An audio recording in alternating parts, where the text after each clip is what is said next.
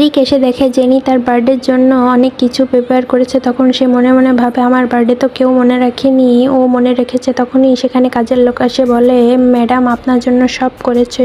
আসলে আজ জেনির ফিয়ান্সের বার্থডেও ছিল সেম দিনে। এদিকে রিক তার গার্লফ্রেন্ডের জন্য উইশ করে, আর তখনই জেনি মনে মনে তার ফিয়ান্সিকে বার্থডে উইশ জানায়। তখনই একটা ঝাড়বাতি এসে রিকের উপরে পড়তে লাগলে জেনি ধাক্কা দিয়ে রিককে বাঁচিয়ে নেয়। এরপরে হসপিটালে তার সেক্রেটারি এসে বলে যে ম্যাডামের লাগবে রক্ত কালকের সার্জারির জন্য। তখন রিক নিষেধ করলে জেনি বলে আমি রক্ত দিচ্ছি। তখন রিকের মনে মনে খারাপ লাগে।